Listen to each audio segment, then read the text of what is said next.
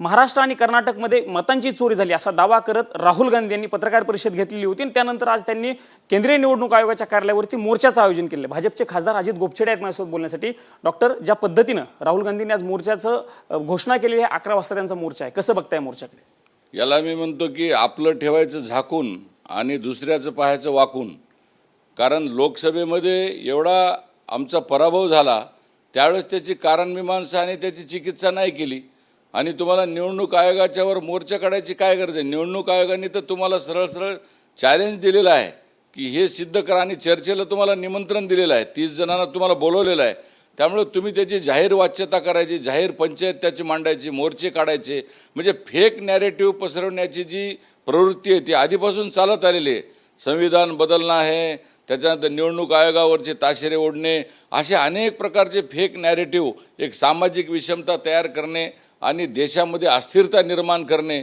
मागच्या वेळेस अशा पद्धतीने वेगवेगळ्या पद्धतीचे आरोप केले।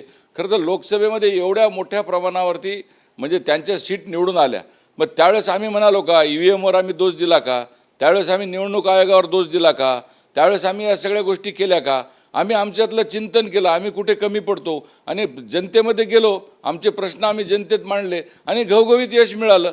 जेव्हा बहुमत तुम्हाला मिळतं त्यावेळेस तुम्हाला निवडणूक आयोग दिसतो आणि ज्यावेळेस तुमचं बहुमत येतं त्यावेळेस तुम्हाला निवडणूक आयोगावर आणि EVMवर ताशेरे तुम्हाला ओढावे वाटतात। म्हणजे एक प्रकारे भाजपनं किंवा काँग्रेसनं राहुल गांधींनी आरोप करण्यापेक्षा चिंतन करण्याची गरज आहे असं तुम्हाला वाटतं? मानसिकदृष्ट्या त्यांची अवस्था बिकट झालेली आहे।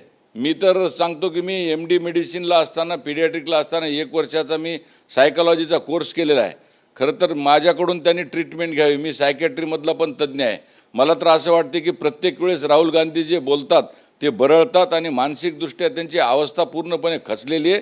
पराभवानं ते खचून चाललेले आहेत आणि दिवसेंदिवस एक एक राज्य त्यांच्या हातातून चाललेलं आहे अशा पद्धतीच्या वागण्यामुळे।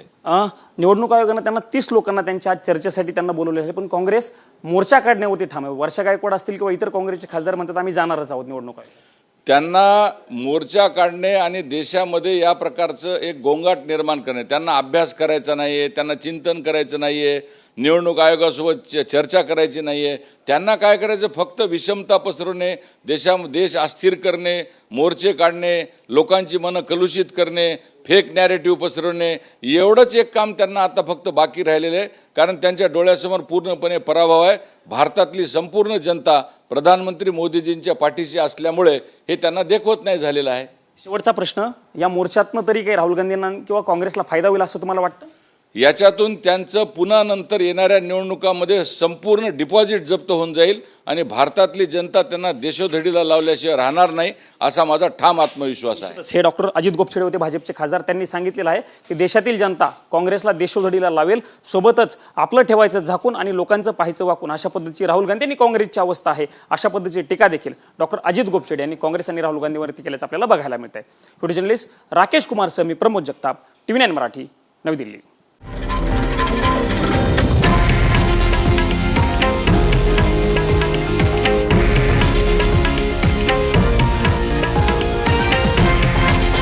हे आहे देशातील नंबर 1 न्यूज नेटवर्क आणि आपण पाहत आहात TV9 मराठी, एकमेव।